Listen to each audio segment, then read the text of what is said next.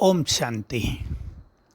हमें व्यक्त से अव्यक्त बनने के लिए और अपनी स्थिति को बहुत सुंदर बनाने के लिए, संगठनों को मजबूत करने के लिए, अपने परिवार में, संगठन में खुशी प्रेम का माहौल बनाने के लिए, जब हम नव निर्माण के कार्य में लगे हुए हैं तो हमें साथ साथ निर्माण यानी निरहंकारिता का गुण भी अपनाना है। निर्माण के दो अर्थ हैं, एक निर्माण करना, कंस्ट्रक्शन, क्रिएट करना, दूसरा निर्माण, बहुत निरहंकारी रहना। तो जो निर्माण है वही निर्माण कर सकते हैं। हम सब देख सकते हैं जिनकी स्थिति बहुत पोलाइट है, जो मधुर हैं, जो सबसे बहुत प्यार से बात करते हैं, सबको आगे बढ़ाते हैं, जिनमें फीलिंग का संस्कार नहीं है, मान अपमान के चक्रव्यूह से जो ऊपर रहते हैं, जो अभिमान वश दूसरों को बुरा नहीं बोलते, दूसरों का अपमान नहीं करते, ऐसी आत्माएं सदैव सेवाओं में सफल होती हैं। हम सब जगह देखते हैं साक्षी होकर, कहीं बहनें बहुत छोटी, उनके साथ 10-10 बहनें, सेवाएं हो चमत्कारिक, देखकर दिल खुश हो जाए। कहीं कहीं बहुत अच्छी बहनें, पुरानी बहनें, उनके साथ एक भी कोई मुश्किल से रहती है, सेवाएं बहुत ज़्यादा नहीं होती।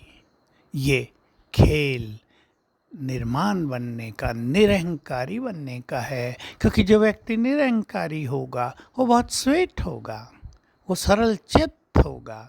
सरलता बहुत आवश्यक है ना जीवन में। बिना सरलता के तो सहज पुरुषार्थ होता ही नहीं तो पुरुषार्थ में मेहनत करते रहते हैं।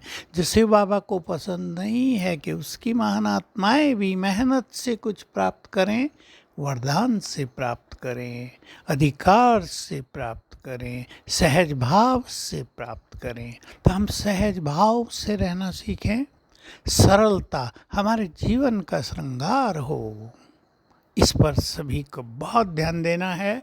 और भगवान के वो शब्द मैं आपको पुनः याद दिला दूं, मुझे बहुत काम आए हैं। 71 में सुने थे, बहुत बहुत काम आ गए, आपको भी काम आ रहे होंगे।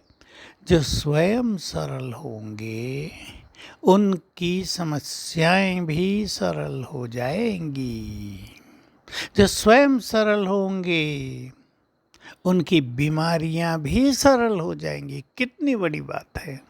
संस्कार भी सरल हो जाएंगे, योग भी सरल हो जाएगा, संबंध संपर्क में भी सरलता सफलता होगी। तो इसको हम अपनाएंगे। सहज भाव से जीवन जीना है हम सबको। और ये जो अभिमान आता है जीवन में भिन्न भिन्न रूप से, जिसके पास अभिमान ज़्यादा होगा उसे मान की इच्छा बहुत होगी, और इसके विपरीत अपमान की फीलिंग बहुत होगी। कोई जरा सी बात कहे उसे लगेगा मेरा अपमान कर दिया, प्लीज कह के बात न की, मेरा अपमान कर दिया, जरा सा कुछ हुआ मेरा अपमान हो गया, किसने बैठने को नहीं कहा, आगे आने को नहीं कहा, हमें तो यहाँ कोई पूछता ही नहीं, हमारे यहाँ कोई वैल्यू नहीं है, अपमान की फीलिंग हो गई। इसके लिए आवश्यक है बहुत अच्छा स्वमान। जो स्वमान में रहते हैं उन्हें मान की इच्छा नहीं रहती, मान उनके पीछे परछाई की तरह चलता है, उनका अभिमान भी समाप्त होता जाता है। इसलिए जो अपमान की फीलिंग होती है उससे भी वो मुक्त हो जाते हैं। चेक करेंगे सभी अपने को, क्या हमें अपने स्वमान का ज्ञान है? क्या हम स्वमान की अनुभूति में रहते हैं या भूल गए हैं सब कुछ? मैं यहाँ इंचार्ज हूँ, मैं यहाँ बड़ा हूँ, बड़ी हूँ, मेरा यहाँ ये अधिकार है, मेरे पास बहुत पैसा है, मैं ये करता हूँ, मैं ये करती हूँ। इस चक्रव्यूह में कहीं हम अपने स्वमान से नीचे उतर के तो नहीं रहते? देख लें आप, बहुत बड़ी चीज़ है स्वमान। भगवान स्वयं हमें स्वमान दे रहा है, मनुष्यों की तो बात ही नहीं। जिनको भगवान स्वमान और सम्मान की नज़र से देखता हो वो कितने महान होंगे।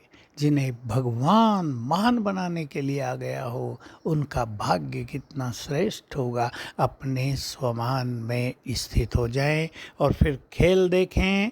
न अहंकार रहेगा, न अपमान की फीलिंग रहेगी, हमारी स्थिति बहुत महान बन जाएगी। ओम शांति।